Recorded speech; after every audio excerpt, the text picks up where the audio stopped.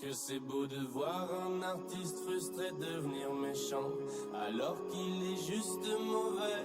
C'est pas parce qu'il s'acharne que c'est bien. Le flatter pour être sympa, ça ne mène à rien. Maintenant dis la vérité, dis la vérité, surtout si c'est ton pote. La vérité, le blesser c'est important. La vérité, dis la vérité. Dis la vérité. Les gars, moi j'ai une vérité pour vous. C'est que quand vous m'avez proposé de rejoindre le podcast, j'avais pas du tout envie. Sérieux? J'avais aucune envie de le faire. Mec, c'est incroyable, je savais pas ça. Mais comme je vous aime bien, et je me suis dit, bah, c'est un nouvel exercice et pourquoi pas, je vais tester. Et puis, ça se trouve, ça marchera pas et on fera autre chose. Mais une fois que je me suis mis dedans, là, j'ai trouvé ça cool et tout, je me suis prêté à l'exercice. Mais à la base, je m'étais dit, c'est pas du tout une bonne idée. Donc, j'avais aucune envie de rejoindre le podcast, mais pas parce que ça me déplaisait, mais parce que je m'estimais pas légitime et je m'étais dit, bah, je suis pas sûr de kiffer l'exercice. Mais je suis content d'avoir accepté parce que je suis là et je kiffe faire ça avec vous. Après, c'était la première fois, toi, que tu faisais un exercice à plusieurs. T'as toujours travaillé tout seul. Est-ce qu'on parle que de podcast? Oui. Non, mais j'avais déjà tourné des podcasts, etc. Mais pas un truc récurrent, en fait. C'était peut-être plus la récurrence qui m'inquiétait. Parce que je fais jamais rien de récurrent dans ma vie. Même pas le ménage. Surtout pas le ménage. Non, mais tu vois, mon contenu, il est jamais récurrent. Moi, je me mets une pression de fou pour créer du contenu. Et même dans le podcast, parfois, Manuel m'engueule parce que j'écris trop et du coup, on fait pas du tout ce que j'ai écrit. Donc, c'est vrai que ça me faisait un peu flipper. Et je m'étais dit, bon, je sais pas, ça parle de business et tout, ça parle un petit peu moins de tech, donc je me sentais pas légitime à le faire. Donc, j'avais aucune envie de le faire, mais j'ai quand même dit oui. Et aujourd'hui, vous l'apprenez, ça me fait plaisir. On avait des indices. Je quitte le podcast. Bon, moi, j'ai aussi une vérité, les gars. Ouais. En fait, quand j'ai rencontré Manuel, j'étais content et tout. Je me suis dit, ok, ça va être trop bien et tout. T'avais une érection? Voilà, à peu près. Et vraiment, les 6 prochains mois qui ont suivi, je sais pas ce qui s'est passé, mais j'avais qu'une seule envie, c'était de ne jamais l'avoir connu. Et vraiment d'être très loin de lui, je l'ai détesté vraiment pendant 6 mois. 6 mois, c'est long, hein. Ah ouais, mais en même temps, les 6 premiers mois où j'ai essayé de collaborer avec Manuel, ça me demandait une telle faculté d'adaptation parce que c'était un milieu tellement plus professionnel que ce que je connaissais. Ouais. Alors que pour moi, j'étais déjà dans un truc super et tout. Mais là, je suis arrivé dans la cour des petits-enfants, parce que j'ai envie de te dire que la cour des grands, j'ai toujours pas d'atteinte. Donc oui, la réalité, c'est que... tu veux dire que Manuel était un petit enfant, c'est ça? Manuel, non, il m'a fait rentrer dans la petite cour. D'accord. Dans la, tu vois là... Il t'a upgrade. Voilà, il m'a upgrade, mais pour moi, c'était un changement de ouf. Mais vraiment, la vérité, c'est que j'ai détesté Manuel, mais vraiment, genre, à mon entourage et tout. J'étais en mode, je déteste ce gars. Pourquoi est-ce que je fais ce qu'il me demande sans vraiment savoir pourquoi je le fais? Mais maintenant, tu le détestes plus? Ah non, maintenant je suis amoureux. Putain, j'ai hâte parce que moi ça fait des années, je suis gêné à chaque fois que je viens au bureau. Pas mal, bon timing, bonne vanne. Ta gueule, ferme ta gueule, je t'en supplie. À chaque fois qu'on fait une vanne, Romain la note. C'est vrai. Est-ce que Romain est le plus légitime à noter des vannes? Je crois pas. Pas du tout. Non. Manuel, une vérité? Rien que la vérité. Qu'est-ce que je voulais... J'ai pas de vérité, moi. En fait, je dis assez cash ce que je pense. Oui, par contre, c'est vrai qu'on s'est dit, au début du podcast, on dit chacun une vérité qu'on n'a jamais dit, etc. Manuel est un peu un spécialiste de sortir tout ce qu'il a envie de dire. C'est pas ce que j'ai envie de dire. Heureusement que je ne dis pas tout ce que j'ai envie de dire ou tout ce qui se passe dans ma tête. À nous, un peu quand même. Je vous dis plein de choses, à vous plus qu'à d'autres personnes sur cette planète. C'est vrai. Mais heureusement que je ne dis pas tout ce que je pense tout le temps. Non, mais quand tu juges que ça va avoir un impact, j'attends le bon timing en général. Ouais. Donc des fois il y a des trucs que je stocke et je me dis là c'est pas le bon moment, on verra un peu plus tard, etc. Mais par contre, si on me pousse dans mes retranchements, c'est-à-dire si tu as le malheur de me poser la question qu'est-ce que tu en penses, je vais te dire ce que j'en pense. Qu'est-ce que tu penses de notre podcast en général? Voilà, le blanc a parlé. Mais c'est visiblement une distraction pour nous, comme pour ceux qui l'écoutent. C'est vrai. Qui a l'air de nous faire plaisir et de faire plaisir à d'autres personnes aussi, si on en croit les témoignages qu'on reçoit. C'est vrai. Donc, finalement, c'est plutôt positif. Avant qu'on poursuive, je vais en profiter de ce podcast. Mon style vestimentaire, en général, t'aimes bien? C'est inconstant. Moi, je pense que tu te cherches encore. Ouais, ok, d'accord. Mais Ok. moi aussi, donc ça va. Ok. Et mon visage, dans sa globalité, tu trouves qu'il est plutôt harmonieux ou Chiant. Ah, chiant. J'en profite. J'aime bien ce sujet. Les gars, moi j'ai une première question. Est-ce que vous devez plus la vérité aux gens que vous aimez beaucoup pour qui vraiment vous éprouvez quelque chose, Mhm. ou est-ce que au contraire vous cachez la vérité à ceux que vous aimez le plus? Ah, c'est une question difficile. Bon, pas tellement. Si, un peu. Un peu, je trouve, parce que Vas-y, assieds-toi, on va en parler. en fait, quand tu connais les gens, tu sais aussi comment ils vont réagir. Donc, tu sais qu'il y a Ouais. des gens, même si tu leur dis une vérité qui va les aider, il y a des gens qui vont mal réagir parce qu'ils détestent entendre la vérité. Moi, je connais plein de gens dans mon entourage à qui je dis pas toujours la vérité parce que je sais très bien que ça n'aura aucun impact sur eux. Ça aura juste un impact sur notre relation. Et ça m'emmerde un peu. Pourtant, c'est quand même contradictoire de se dire que les gens que t'aimes le plus, t'essaies justement de leur cacher certaines choses Oui, que mais tu si penses la personne n'est sincèrement. pas capable de le recevoir, On est d'accord. quelque part, Moi, je suis d'accord avec ça. Ça sert pas à grand chose. Manuel, toi, t'es pas d'accord avec ça? En fait, c'est une question d'efficacité. Mhm. C'est-à-dire que si tu as un truc à dire, la question c'est quand est-ce que tu vas le dire et comment tu vas le dire pour que ça ait le plus d'impact possible. Après, pour répondre à la question de Romain, je pense que tu dois une implication plus forte aux gens que tu apprécies qu'aux autres. Ouais. Parce que si tu t'impliques personnellement avec des gens, ça veut dire que tu prends des responsabilités. Tu prends la responsabilité de être bienveillant, de leur dire ce que les autres leur disent pas, etc., etc. Donc en fait, je pense que plus tu es impliqué dans une relation, plus tu as de responsabilités dans cette relation. Donc c'est donc plus de devoirs que de droits. Or, la majorité des gens ne le voient pas comme ça. Après, tu pointes un truc intéressant. Peut-être que quand la personne réagit mal, c'est aussi toi qui dis mal les choses. Bah, dans toute forme de communication, il y a un émetteur, un récepteur. Donc, Ouais. de toute façon, à un moment, ça peut venir de l'un ou de l'autre, ou etc. Mais je pense que quand tu vas aborder des sujets délicats, il y a une pattern à respecter qui permet de factualiser la conversation. Moi, j'en ai aucune. Donc, tu démarres par des faits. Ouais. Donc, tu énonces les faits. Ouais. Il s'est passé ça. La fée clochette, tout ça. Voilà, toutes les faits. Ensuite, tu donnes ton appréciation, ton interprétation de ces faits, voire potentiellement ce que tu as ressenti. Donc là, c'est au moment où ils ont fait une vanne et ils sont en train de rigoler comme deux enfants Pas du tout. Moi, je regarde Léo. qui ont vu sous la jupe de la petite fille à la récré, en fait. Tu vois, mais vraiment, on dirait des gosses dans la cour de récré. Pas du tout. C'est le paysage que j'ai devant moi. Moi, je regarde Léo, c'est tout. Il y en a un qui a bu 2 gorgées de cocktail, il est bourré. L'autre, il fait Il des a vu la vannes fée pourries. Donc, il est content de lui. Il est en pleine auto-satisfecit. On dit toute la vérité dans ce podcast. Oui. Rien que la vérité. Est-ce qu'on peut dire que Romain est bourré? Bah, Romain est un peu bourré, ouais, c'est vrai que. Oui, je suis bourré. Là, principe, plus que les autres jours. C'est-à-dire C'est vrai. plus que les autres tournages. C'est le Tu vois. Moscow Mule, les gars. Il est trop Là, chargé. là, t'es un peu. Mais c'est pas grave. 2 gorgées. Moi, je te préfère comme ça. J'aimerais bien que t'aies constamment de l'alcool dans le sang. Moi, j'arrive pas du tout, Manuel, à avoir hiérarchiser justement une conversation. Déjà, je sais pas parler aux gens. T'es d'accord avec moi? Ça, je suis d'accord. Voilà, ok, on est d'accord. Mais Tu on fais a dit peur qu'on aux gens. faisait Tu fais peur aux gens. Mais pourquoi? Bah parce que ça sort un peu dans tous les sens. C'est-à-dire que si t'as pas le mode d'emploi, il y a du liquide et des morceaux, enfin tout en même temps, quoi. Et puis, je pense que toi, t'es trop honnête. En fait, tu te poses pas trop la question de comment est-ce que je vais dire telle chose à telle personne. Tu le dis tel que tu le ressens. Et parfois, c'est hyper brut. Mais du coup, j'en dis quand même de moins en moins. C'est comparé à avant, où je pouvais dire un peu tout à n'importe qui. Il est vrai qu'aujourd'hui, j'espère en tout cas mieux développer la faculté de dire ah oui, c'est peut-être une Mais- bonne idée, mais pas accorder justement cette honnêteté-là à des gens qui comptent pas beaucoup pour moi. Comme je te J'essaie de vois beaucoup plus qu'avant, limiter. pour moi, t'en dis beaucoup plus. Mais c'est vraiment un rapport de. On se voit plus, donc t'en dis beaucoup plus.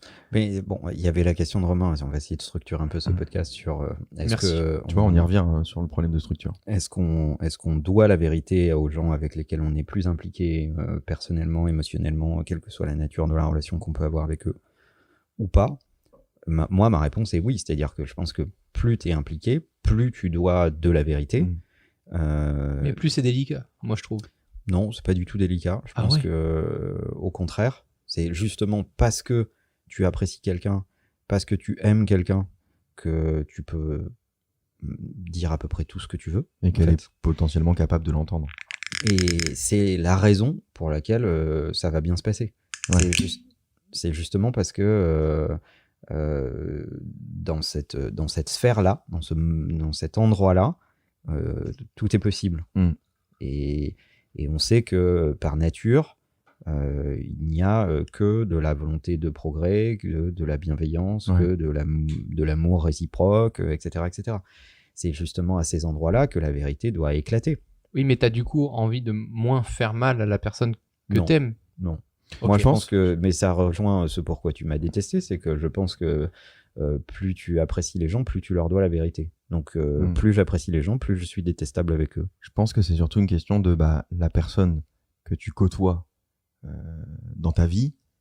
Si tu lui dis un truc qui est désagréable à entendre, tu vas la revoir plein de fois en fait. Donc ce truc va peut-être perdurer. Donc c'est plus une question de je lui dis un truc qui est pas forcément agréable à entendre. Si elle m'en veut, si c'est ton colocataire par exemple, tu vas peut-être passer une mauvaise semaine, ça va être compliqué de le voir tous les jours. À mon avis, c'est plus ça. Alors qu'un mec dans la rue à qui tu lances une insulte, tu vas jamais le revoir. Donc tu considères que c'est moins grave. Ça va moins impacter ta vie de tous les jours.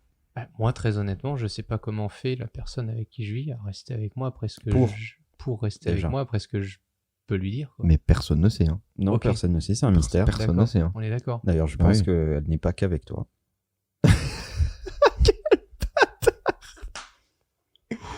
Sinon, elle ne pourrait pas tenir.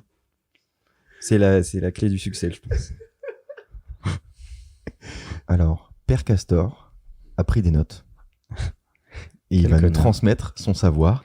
Père J'ai Castor, pris- allez-y, on vous écoute. Mais j'ai pas pris des notes, j'ai des notes D'accord. dans mon téléphone sur Personne plein ne de fait ça, sujets. c'est très bizarre de faire ça. Je note ce que je pense. Allez-y, Père Castor. Dans les trucs qui tournent autour de la vérité, etc., il y a beaucoup de gens qui pensent que dire la vérité, c'est dire tout ce qui te passe par la tête. Ouais. Et en fait, je pense que c'est tout sauf ça. C'est-à-dire que c'est pas parce qu'un truc te traverse l'esprit qu'il faut le dire. C'est justement le meilleur moyen d'avoir une mauvaise réaction. Et c'est pas parce qu'un truc te traverse l'esprit que c'est une forme de vérité ou que tu as injecté assez d'énergie pour y penser pour que ça devienne ta vérité. Ouais. Toute vérité étant relative. Ma vérité n'est pas forcément celle des autres, ni la tienne, ni celle de Romain, etc. Donc, déjà, ça demande de relativiser et ça demande de prendre la distance et ça demande de pas dire tout ce qui se passe dans ta tête sans filtre. Je sais pas la différence. Oui, c'est l'essentiel du Et problème surtout, d'ailleurs. ça demande une formulation, en fait. Ça demande de le structurer pour dire correctement ce que tu penses. Oui, c'est ça. Et en fait, quand tu balances quelque chose qui te semble être important, que tu ériges en forme de vérité ou autre, ça veut dire que tu y as mis un peu d'énergie, tu y as mis de la pensée. Ouais. C'est pas que de la spontanéité. Mhm. Et aujourd'hui, ça me fait penser à... tu vois, c'est la caricature, hein, je suis désolé, c'est comme ça, insultez-moi, il n'y a pas de problème, mais c'est Connard. toutes ces meufs qui disent « Ah, mais moi, je dis tout ce que je pense. » Connasse. Commence par penser avant de dire, quoi, tu vois. Ils sont souvent dans le sud, non? Oui, c'est pour ça que j'ai fait un petit accent du Ok. sud, Non, d'ailleurs. C'est la cagole typique. On vous embrasse. Voilà. Et donc, moi, ça m'exaspère. C'est-à-dire qu'il y a des gens qui n'ont absolument...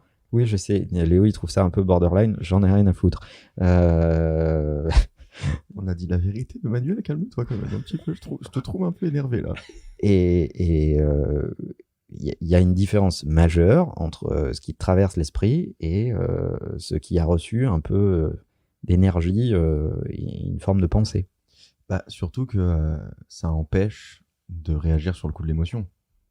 Parce que sur le moment, si on est joyeux, énervé ou tout ce que tu veux, tu peux dire plein de choses, mais une heure après, tu les penses plus. Ça veut dire que tu les as déjà pas pensés. Tu les as ressentis, tu les as verbalisés, mais entre les deux, normalement, il y a ton cerveau, quoi, tu vois. Et puis, Oui, mais sur le moment, si tu m'énerves, mhm. je pourrais avoir envie de te dire que t'es une merde. Oui, Mais Ça peut-être qu'une heure t'arrive, après, ça, je me dirais, bon, j'ai peut-être un peu mal réagi. ça t'arrive. Donc, Oui, ça m'arrive souvent d'ailleurs. ce qui serait important, du coup, c'est surtout cet aspect psychologique de se dire putain, là, j'ai envie de le défoncer, mais plutôt que de le défoncer tout de suite sans réfléchir à ce que je vais lui dire ou de lui dire tout de suite ce que je pense, vaut mieux que je lui dise écoute, je préfère qu'on en reste là, on en discutera plus tard. Ouais. Oui, ce qui rejoint d'ailleurs un autre de mes points, qui est de dire, avant de partager quelque chose, considère ce que ce point a comme valeur pour les autres. C'est-à-dire que je pense que toutes les vérités ne sont pas bonnes à dire. Ça, c'est intéressant. Elles sont peut-être bonnes à penser, mais pas forcément à dire. Il y en a certaines qui n'aideraient pas, par exemple, la personne. Il y en a, c'est pas le bon timing. En fait, il faut qu'il y ait une intention derrière une vérité. Oui. Si tu sais que ça va l'aider ou que toi, ça va améliorer ta situation. C'est trop compliqué, les gars, pour moi. Quoi ? J'arrive pas à... Ça veut dire qu'on est dans le vrai. Oui, je sais, mais c'est pour ça que je vous le dis aussi. Attends, qu'est-ce qui est compliqué ? Mais je trouve que du coup, cette faculté-là Ah, est super compliquée à développer. d'accord, ok. Et qu'en fait, tu mets une vie en fait, à la développer. C'est la pratique, ok. Et je pose une question con, mais est-ce que c'est pour ça que parfois, je prends l'exemple typique, hein, mais des couples qui se forment en étant beaucoup plus âgés sont parfois beaucoup plus homogènes, ou se comprennent mieux, ou se parlent mieux, ou durent plus dans la durée? Est-ce que c'est parce que justement ils ont acquis cette Alors, maturité? s'ils se forment en étant plus âgés, ils durent pas trop dans la durée normalement. C'est un rapport du coup avec la Faut prendre un maturité viager, et quoi. le... C'est ça. Pardon? Bah forcément, t'as acquis de l'expérience, donc oui, après, je sais pas si c'est... Enfin, moi, je suis pas d'accord avec l'idée de dire ça prend toute une vie. Enfin, moi, je pense qu'un humain à peu près normalement constitué, c'est-à-dire qui arrive à peu près à l'âge adulte, il doit faire la différence entre ce qui lui traverse l'esprit et ce qu'il peut dire et ce qu'il ne peut pas dire. Enfin, c'est l'objet de l'éducation. Pour moi, c'est surtout des couples qui se disent pas certaines vérités importantes. Eux sont voués à l'échec, en fait, pour le coup. Et pour autant, je suis pas du tout pour tout dire, justement, en couple. Non, mais c'est ce que disait Manuel, c'est qu'il y a un process, en fait. Ou même dans le tu business. réfléchis Hein. à ce qui est bon à dire et à ce que tu aimerais dire, c'est très différent. En fait, tout dépend de l'intention. Si tu sais que quelque chose va être contre-productif, ralentir quelqu'un, ne pas l'aider à avancer, etc., alors il faut que tu trouves un autre moyen d'évoquer le même sujet, mais de façon productive. Et Ouais. ça demande de la pensée. Mais moi, ça me fait chier. Enfin, je sais pas si tu me dis un truc, peu importe comment tu le dis. Tout ce que je veux, c'est que tu me le dises pour que Oui, mais j'applique le Toi, plus vite possible. Toi, tu Oui, marches mais- comme ça, mais toi, tu es un robot, en fait. Non, mais ça même pour Romain, ça marche pas. C'est-à-dire que Romain, il y a des trucs, je sais exactement comment il faut te les dire. Donc, Pour que ça ait de l'impact ou pour pas que ça me touche? Parce que Ah, mais moi, je ne préserve pas les gens. Je voilà, suis pas mais de moi, nature à préserver les gens. j'ai pas de souvenir où tu m'as dit un truc qui m'ait fait mal dormir pendant 2 jours, tu vois. J'ai pas de... Non, mais vraiment. Je te pose la question, hein. On verra après si on coupe ou pas, hein, je m'en T'avais fous. une Hein. vie de merde pendant 6 mois, quand même. Hein. Oui, mais c'était un tout, c'était pas parce que Oui, bien Manuel sûr. me disait ces trucs-là, mais moi je partais du principe, en tout cas quand je t'ai rencontré Manuel, je me suis dit putain, mais pour essayer d'acquérir autant d'expérience, tant qu'à faire, si on peut passer par le chemin le plus court, m'en prendre plein la gueule et bien comprendre le plus rapidement possible ce que je dois mettre en place pour grandir, bah je préfère plutôt que d'attendre 6 mois, 1 an, le bon timing, que Manuel me dise telle ou telle chose. Quoi. Parce que selon moi, et c'est pour ça que je dis que t'es un robot, c'est que tu as une tolérance plus élevée que la moyenne, parce que tu as une intention qui est forte. Bah écoute Emmanuel, non. Bah, Toi Manuel, t'es pas d'accord avec ça? Tu penses que même avec ma psychologie, il faut avoir le bon timing, dire des choses dans tel sens, enfin... Bah, évidemment, pour heureusement. maximiser leur impact, peut-être. Bah, il y a des choses que je te dis aujourd'hui que si je te les avais dit dans les 6 premiers mois, pour reprendre ton exemple, tu te serais suicidé, en fait. C'est pas souhaitable. Certes. Voilà. Donc, il y a des choses que tu es capable d'encaisser aujourd'hui que tu encaissais pas à l'époque et il fallait trouver des moyens détournés pour arriver à les évoquer. Donc, au-delà de la formulation, le timing est aussi important. Alors, il y a un autre point qui, moi, me paraît important dans les relations qu'on entretient, que ce soit personnel ou professionnel. Je pense qu'il y a assez peu de différence entre les deux. Finalement, c'est des humains qui dialoguent ensemble et qui essayent d'avancer ensemble. Alors, c'est peut-être pas la même intentionnalité. Dans le boulot, tu essayes d'avancer dans des projets, Dans l'autre, d'atteindre des t'essaies de objectifs, etc., etc. Puis en général, les employés n'aiment pas forcément leur patron. Alors, ça dépend, mais c'est souhaitable en l'occurrence. Je pense effectivement qu'il est souhaitable de ne pas mélanger les deux sujets. Ça dépend, ça dépasse. Et il a fait deux vannes qu'on a ignorées Avec complètement. un timing dégueulasse. en Avec plus. des timings dégueulasses. Mais bon, c'est pas grave. Moi, je pense qu'il ne faut pas demander aux gens de te dire tout ce qu'ils pensent. Ouais. Ça n'a pas d'intérêt, en fait. Mhm. Alors moi, je n'attends pas, dans mes relations avec les autres, de tout savoir d'eux, en fait, tu vois, Mhm. ou de savoir tout ce qu'ils pensent, de tel sujet ou je sais pas quoi. Je préfère même qu'ils me disent je n'y ai pas assez réfléchi, on en reparle. Ouais. Ça, c'est en général le signe d'intelligence en fait. Ouais. Le côté non mais dis-moi c'est pas grave, etc., etc. Ça me rassure pas beaucoup. Ben, moi, ça me fait penser à une expérience personnelle. C'est que donc je fais des vidéos sur Internet et j'avoue j'ai cru que tu allais parler d'autre chose. Non. Et j'avoue Depuis que longtemps.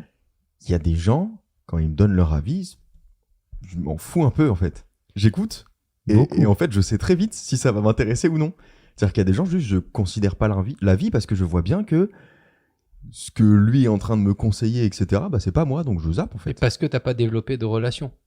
Non, c'est même pas ça, parce que quelqu'un que je connais pas du tout, qui me dit un truc super intéressant, où là ça me touche et je me dis, ah le bâtard il a raison, Okay. et en fait ce qu'il est en train de me dire, ça a un rapport avec qui je suis, je vais l'écouter.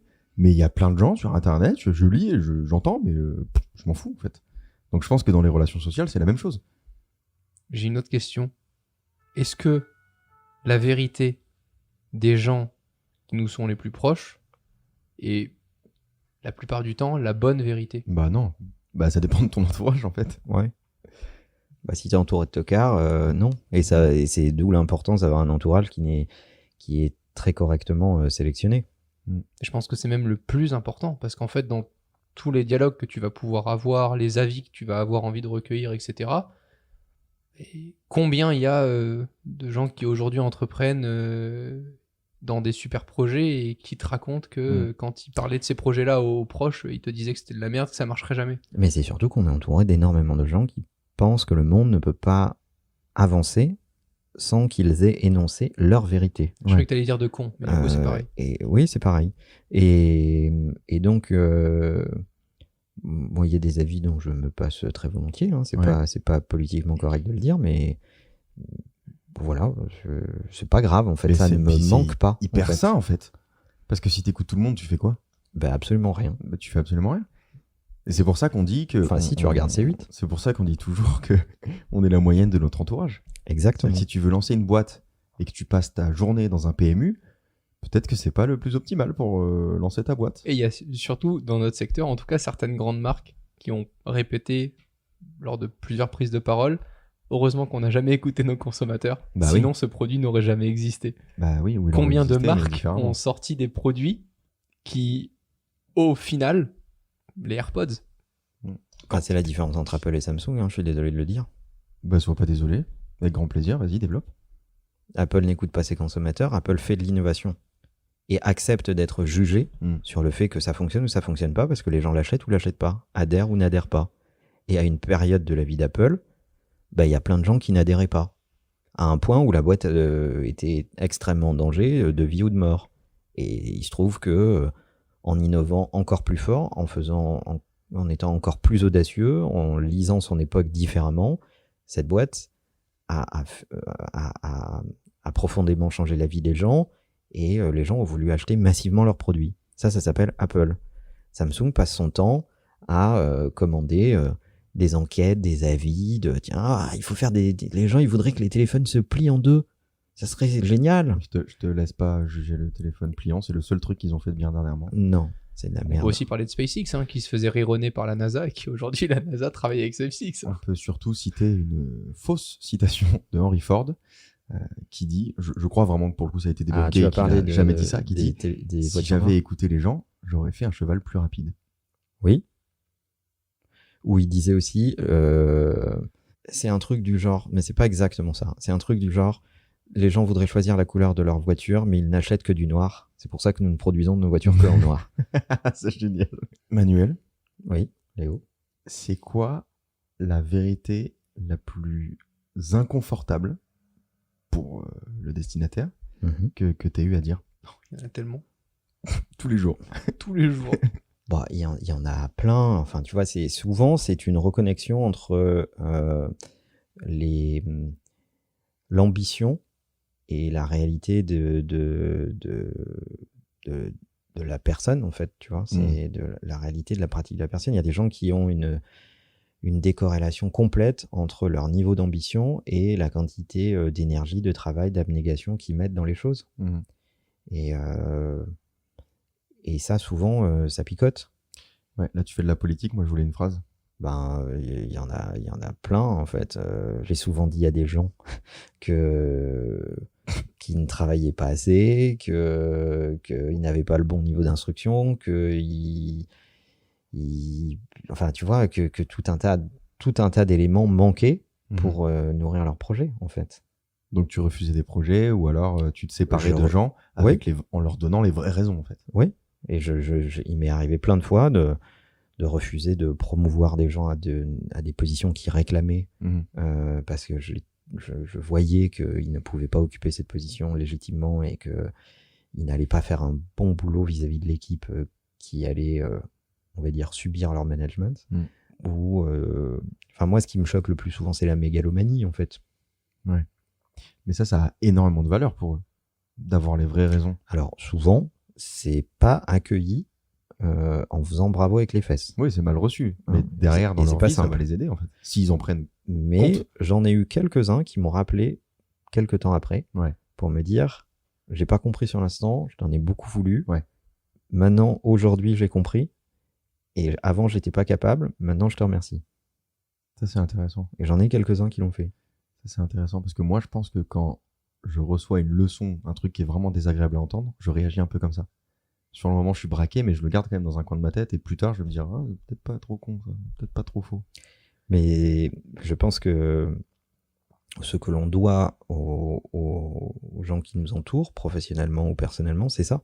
Et après, à eux d'en faire ce qu'ils veulent. Ils ont le droit d'être d'accord ou pas d'accord. Ils ont le droit de dire, je pense que tu as tort. Et certains vont en faire un vecteur de motivation, c'est-à-dire ils vont essayer de te donner tort, et si ça les motive à travailler plus pour te donner tort et réussir ailleurs, eh ben tant mieux. Mais ça rend l'idée d'être en désaccord beaucoup plus saine, en fait, c'est pas grave. Voilà. Mais le fait d'être en désaccord n'est pas grave, de façon générale. Toi, Léo, t'as toujours travaillé tout seul sur ta chaîne YouTube, ton entreprise. Là, depuis quelque temps, non seulement tu es dans des locaux avec des collaborateurs, non seulement tu travailles aussi au sein de tes vidéos avec des collaborateurs. Comment tu as géré les premières critiques ou en tout cas les premières suggestions à donner par exemple à un monteur vidéo avec qui tu as commencé à travailler? Ah, ça c'est intéressant. Moi je suis assez en désaccord avec moi-même pour être en désaccord avec les autres. Ça me demande déjà beaucoup d'énergie. Donc en général j'exprime très peu mon désaccord avec les autres, sauf que j'ai commencé à bosser avec des gens et j'étais obligé de leur dire. J'ai une chance, c'est que j'ai bien choisi les gens avec qui je bosse et du coup ils l'entendent. Donc à chaque fois que j'ai une remarque à faire, j'ai jamais eu de problème pour l'instant. Que ce soit avec mon monteur ou avec Quentin qui s'occupe de toute l'ADN de ma chaîne, j'ai jamais eu une critique qui a été mal reçue ou quoi. Mais aussi parce que tu es très précautionneux dans la façon dont tu donnes les retours. Bien sûr, je prends beaucoup de pincettes. Et plus qu'on ne l'imagine. Alors on pourrait imaginer que Léo est dur et cash et va te dire un truc hyper rude, etc. etc. Alors que en fait, pas du tout. Il va prendre beaucoup de pincettes pour te dire les choses, etc. Et alors que Romain, sous des airs bonhommes, sympathiques, souriants, etc. Il dit les choses, il dit les termes. On pourrait imaginer qu'il va te dire des trucs gentiment et tout. Oui. Pas du tout. C'est vrai. Il va te dire des trucs dégueulasses en pleine gueule, en fait. C'est vrai que c'est une bonne analyse de nous deux. Mais la dernière fois, truc tout bête. Léo et moi, on se connaît. Parce que moi, on me parle de vous tout le temps. Ah ouais? Comment ça? C'est-à-dire que tous les gens qui me parlent du podcast me parlent et de Léo et de Romain. On n'est pas intéressant. Non, c'est vrai. C'est ce que je leur dis d'ailleurs. Bah oui. Et les gens me disent, c'est vrai, on écoute le podcast que pour toi, Manuel. C'est vrai? Et non. Ah, donc les gens sont sourds et malentendants. mais c'est assez fascinant de voir l'image qu'ils ont de vous et à quel point ils ne vous connaissent pas vraiment. Mais c'est ce qui fait que le trio marche bien, parce que la dernière fois, même sur des Tu veux dire le duo? C'est ça. Entre toi, Léo et moi... La dernière fois, un truc tout bête, Léo, on bosse ensemble sur un sujet. Ouais. C'est Manuel qui est venu me dire non, mais sur ce sujet-là, va plus avec Léo, laisse-le bosser tout seul. J'étais en mode mais pourquoi il me le dit pas, ce connard? Genre, ça fait 10 ans qu'on se connaît, pourquoi il me dit juste pas que je le fais chier? Le problème, c'est que. Non, mais c'était un truc récent. C'était un problème récent. Le problème, c'est que aussi tu interprètes assez mal les gestes. En fait, si on te dit pas le truc de but en blanc, tu le comprends pas trop. Non. C'est vrai. Je suis un peu con, hein. Non, mais il faut le dire. Mais c'est aussi la raison pour laquelle, je pense, tu dis les choses de manière extrêmement brute. C'est que si toi, on te parle de manière un peu, pas détournée, mais pas forcément très brute, en disant « Je veux pas que tu sois dans cette pièce, barre-toi », tu le comprends pas. Ah bah complètement. Bah, Manuel, par exemple, quand il démarre un call ou que je suis dans son bureau, il me dit « Tu peux aller voir là-bas si j'y suis ?» Je fais « Oui, à tout de suite. » C'était très clair, tu vois. Mais moi, ça me va, c'est très clair. Non, mais c'est vrai que moi, je prends beaucoup de pincettes. En fait, j'ai une empathie énorme. C'est-à-dire que même quand je regarde une vidéo où il y a une réaction qui me gêne un peu, genre souvent les pranks et tout quoi, sur YouTube, je supporte pas, souvent je quitte la vidéo. Je ne supporte pas ce sentiment de gêne. C'est terrifiant pour moi. Donc en général, j'essaie de pas gêner les gens. Ok. Et je me mets beaucoup à la place des gens. C'est un truc que Romain n'a pas du tout. C'est l'empathie.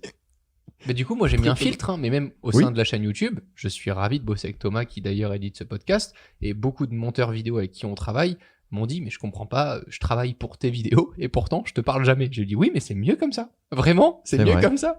Parce que Thomas encaisse des choses que je peux lui dire que personne n'encaisserait. Et c'est Mais- vrai. Hein. Cette relation, elle est quand même saine parce que c'est efficace dans Oui. le travail. Oui, et puis lui, de son côté, Thomas sait aussi me dire à certains moments, parce que je le connais depuis très longtemps, ok mec, mais là non, là j'ai pas fait comme ça et on fera pas comme ça. Et moi ça me va très bien. Mais je te dis beaucoup plus de choses qu'avant quand même. Hein. Ah oui, mais ça Moi, c'est j'ai vrai. vachement développé cette Ouais. compétence avec Mais- vous. Hein. Ne serait-ce que d'être là et de se voir plus souvent, t'es Ouais. obligé. Enfin, si l'autre vient dans ton bureau et que t'es en train de me dire attends, je travaillais là-dessus.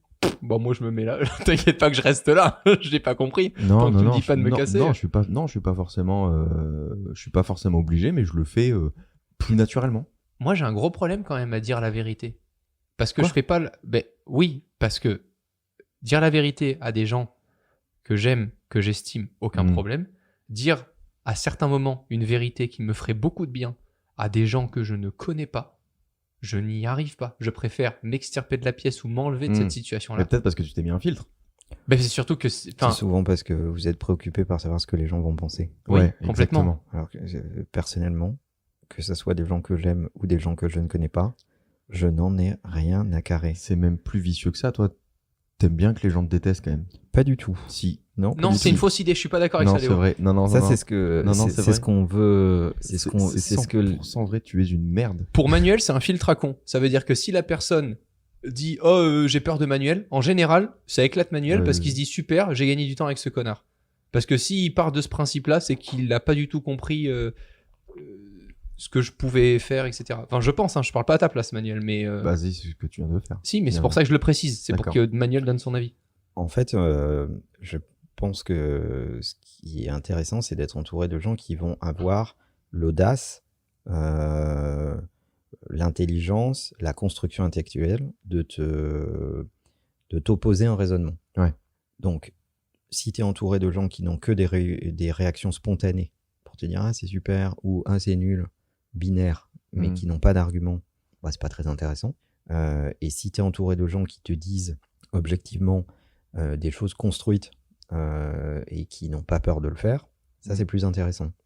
Donc souvent j'utilise une forme de radicalité, j'allais dire brutalité, mais c'est pas vraiment ça, plutôt une forme de radicalité dans donc des raccourcis sur la façon de dire les choses pour essayer de voir comment les gens réagissent et voir si ils se vexent, s'ils vont enrober leur retour ou si au contraire ils vont opposer un raisonnement ou pas, etc. Parce que ça permet aussi de savoir à qui tu as affaire.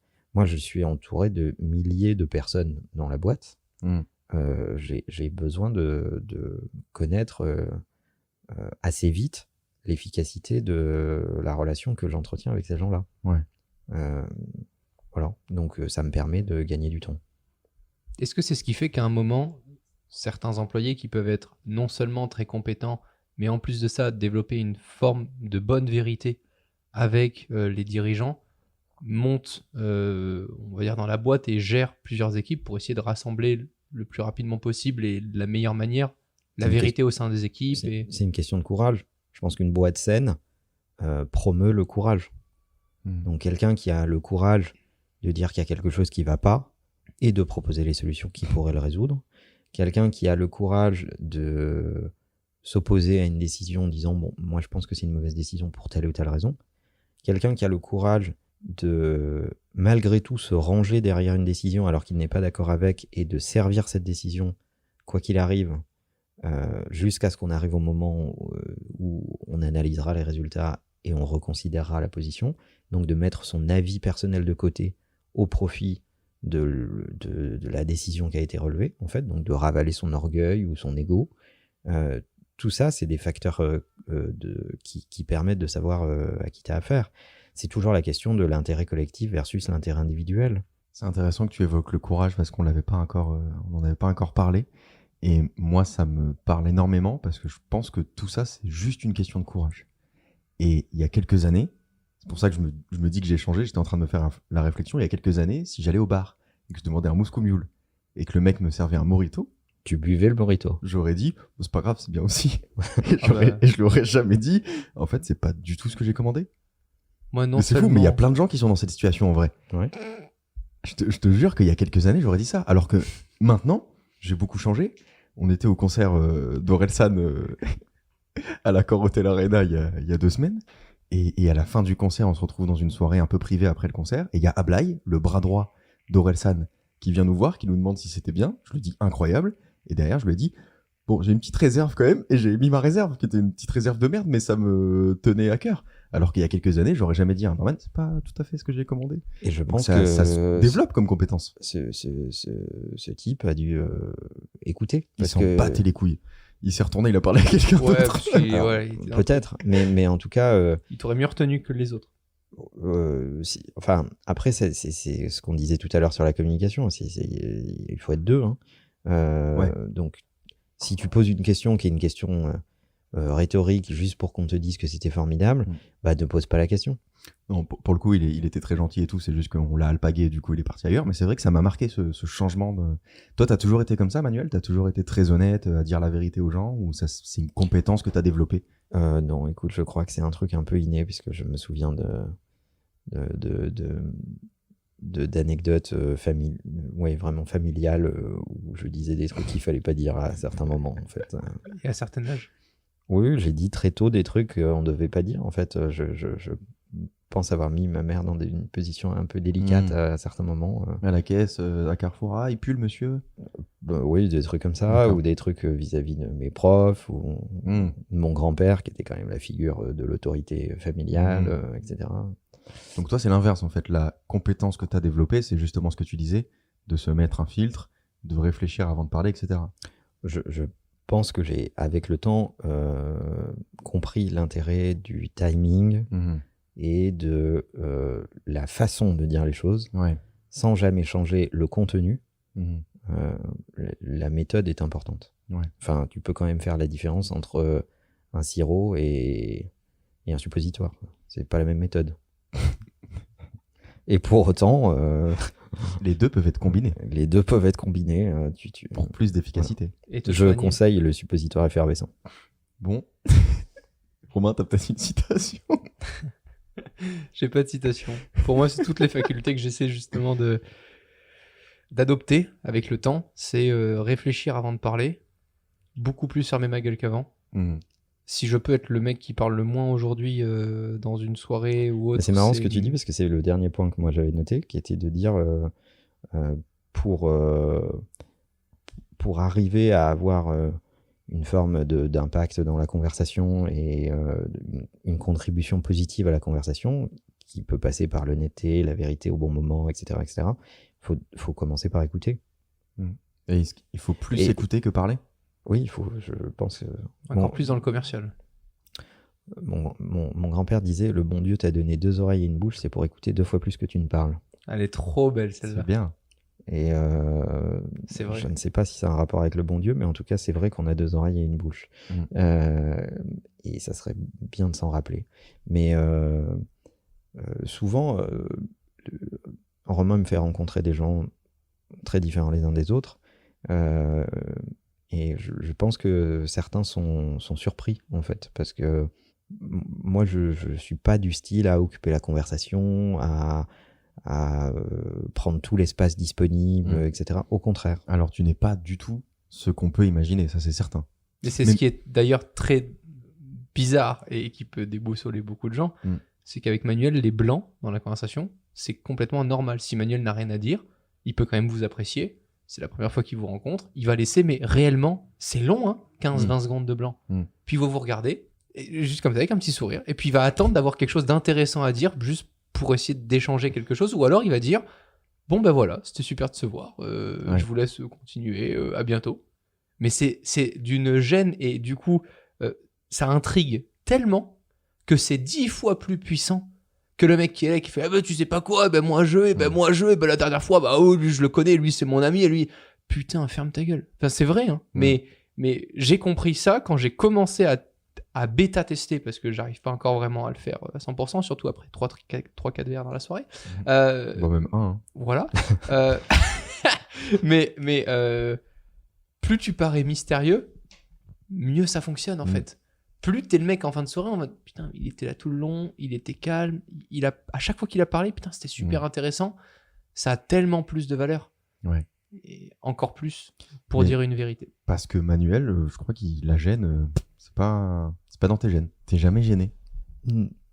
Alors ça dépend pourquoi, mais Ah ouais, c'est vrai. C'est vrai que je t'ai jamais vu en mode ah c'était gênant. Tu m'as jamais dit ça. Il est jamais gêné. Il peut dire n'importe quoi, faire n'importe quoi. On peut lui dire n'importe quoi. Il est alors, jamais gêné. il faudrait quand même préciser parce que les gens vont imaginer des choses très étranges. Bah, là, par exemple, tu es nu sur le canapé.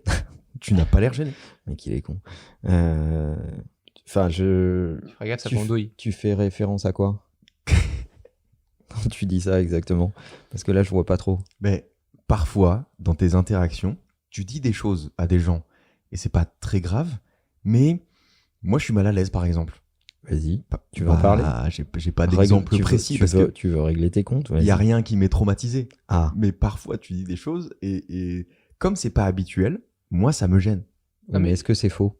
Non, mais je suis pas en train de dire que tu devrais pas le faire. Par exemple, quand on va au restaurant et qu'il a pas la bonne table, il va dire bah non, pas celle-là, ça me plaît pas. Vous en avez pas une autre? Et juste ça, mais moi c'est impossible. Bah pourquoi? Et parce que souvent, je vois le serveur et je vois qu'il est un peu gêné parce qu'il a pas l'habitude qu'on lui dise ça. Oui, mais même dans des conversations plus classiques, une personne qui va dire à Manuel pour ouvrir la conversation, c'est-à-dire en espérant que Manuel se donne un petit peu plus, juste dire ah oui, avec Nike, oui, on a travaillé avec eux. Et là, t'as un blanc, mais de 20 secondes en mode j'acquiesce juste ce que tu dis, mais vu que j'ai pas de questions derrière et que j'en ai rien à foutre de te parler, bah je te réponds juste en fait. Et ça, c'est le. Est-ce que t'as du tact, Manuel? Oui. Ah ouais? Ah, moi, j'ai l'impression énormément. que non, justement. Ah bah, il est fait de tact. Il est tactile. Alors c'est pas pareil quand même. C'est pas pareil. Je pense pas être extrêmement tactile. Manuel a énormément de tact. Mais ce qu'il dit est réfléchi. Mais c'est vrai que parfois, vous êtes pas d'accord, on dirait. Parfois, le fruit de ta réflexion me gêne un peu, moi, personnellement. Et je me dis, bah, ce mec n'a aucune gêne. Pour moi, Manuel, il a du tact avec que certaines personnes très proches. Et dans la vie au quotidien, il a pas du tout. T'as pas de filtre, Manuel. Je suis désolé. Oui, mais ça, c'est autre chose. Non, si, je dis pas tout ce que je pense, heureusement, parce que sinon, ça serait un vrai problème, un véritable handicap. Mais par contre, je ne change pas le fond. Mais j'essaye de le dire avec parfois un peu d'humour. Parfois un peu taquin. Souvent un peu taquin. Souvent. Voilà, mais je dis toujours ce que je pense. J'ai un autre exemple, toujours au restaurant, les pauvres restaurateurs. Quand ça fait un petit moment qu'on attend notre commande, Manuel, au moment où ça arrive, il va dire « Eh ben, on a failli attendre. » Oui, mais ça, moi, je suis habitué. Moi, j'avais mon grand-père, alors pour pouvoir raconter l'anecdote. Pour moi, c'est terrible. Moi, mon grand-père allait, il se levait, il poussait la porte de la cuisine, le serveur courait après lui, et il le regardait, mais vraiment naturellement, il disait bah, je pensais que vous aviez besoin d'aide depuis le temps. Mais normal, quoi, tout va bien. Et toi, t'es là à table, t'as une gêne en étant gosse. Mais à certains moments, je me retrouve plus dans la psychologie de Manuel que de la tienne. Moi, j'espère bien, oui. Je me souviens de ma famille qui me disait parfois, tu sais, ils t'emmènent à un premier beau restaurant, t'as 12-13 ans, ils veulent te sortir un peu avec les grands, etc. Et ils voyaient que je bouffais rien. Et mon grand-père, je me souviens un jour, il me dit « Oh, tu préfères être à McDo ?» Tu sais, avec mais une condescendance. J'ai regardé, je suis bah oui, avec un petit Big Mac, sauce barbecue, j'aurais été trop content. Moi là, votre resto, c'est de la merde. Je m'en suis fait mettre plein la gueule. Avec ma mère qui me dit oh, comment t'oses dire ça et tout. Je dis bah, j'ai juste dit la vérité. Il m'a dit je préférerais être à McDo. La réponse est oui. Pourquoi je lui mentirais? Si je lui dis que non, je suis trop content d'être là, il va me ramener ici. Moi, j'ai pas envie de revenir ici. Oui, et j'avais pas du tout ce truc-là. Et vraiment, mais c'est compliqué dans les deux sens. Je pense que c'est vraiment compliqué à développer. Moi, je suis souvent content de ce qu'on me propose. À côté de vous, je suis très content de ce qu'on me propose. Bon, voilà. En tout cas, ce qu'on peut dire, c'est que le rapport à la vérité fait gagner du temps. La façon de le dire importe. Avant de prononcer une vérité, essayez d'avoir mis un peu d'énergie et de réflexion dans les choses. Et votre vérité n'est pas absolue, elle est vraiment toute relative. Mais moi, de ce que je vois du business avec vous, c'est que c'est une compétence essentielle pour le coup. En dehors des relations sociales, où je pense que c'est effectivement très important, dans le business, ça me semble être primordial. Je pense que ça fait gagner du temps et que c'est dans le business, tu as besoin de passer du temps là où c'est efficace, donc tu peux pas te permettre d'en perdre. Et pour autant, il y a plein de clients qui sont surpris quand tu leur donnes certaines vérités. Ils te proposent des idées qu'ils trouvent géniales. Et parfois, j'ai le malheur de répondre ça, en fait, ça marchera pas du tout parce qu'il y a ça, il y a ça, il y a ça. Vous avez déjà testé. Ils les aident de fou à ce moment-là. Et ils te regardent, ils font nous, c'est ce qu'on veut faire. Ah, mais je comprends que c'est ce que vous voulez faire, mais nous, on le fera jamais parce qu'en fait, c'est de la merde. Ça marchera pas, ça vous aidera pas. Donc, vu qu'on le sait d'avance, pourquoi est-ce qu'on le ferait? Enfin, si c'est pour empocher un chèque, je raccroche, je prends l'autre email et je le fais. Et ça les perturbe tellement de se dire, mais attends, c'est dingue, il aurait juste pu fermer sa gueule, prendre notre truc et le faire quand même. Mais pour moi, c'est tellement plus important qu'ils fassent leur truc de leur côté, qu'ils se plantent et qu'ils se disent, putain, tu vois, eux, la prochaine fois, si on les écoute, on est sûr d'aller jusqu'au bout et de faire le truc correctement, que sur le long terme, pour moi, ça a beaucoup plus de valeur que de juste dire amen à tout, quoi. C'est dur à entendre, mais c'est bienveillant. J'estime qu'en tout cas, plus tu essaies de dire correctement la vérité, plus ça montre que tu tiens aux propos de la personne. Ouais. Et du coup, j'ai commencé au fur et à mesure, pour essayer de ne pas m'éloigner de gens qui sont sympas à voir de temps en temps, d'essayer de moins dire la vérité à ces gens que j'aime un peu moins, parce que je sais que de toute façon, ça les aidera pas, et que pour boire un verre de temps en temps, ça vaut pas le coup que je me fatigue à dépenser de l'énergie à leur expliquer un truc qu'ils comprendront jamais. Donc je me dis, les gens plus proches pourront peut-être lui dire. Ouais. Moi, je lui dirais, c'est peut-être une bonne idée, tu me montreras. Je t'apprécie énormément, Romain.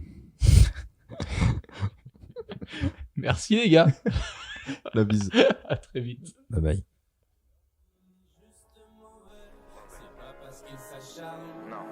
Que c'est bien, le flatter pour être sympa, ça ne mène à rien. Maintenant dis la vérité, dis la vérité.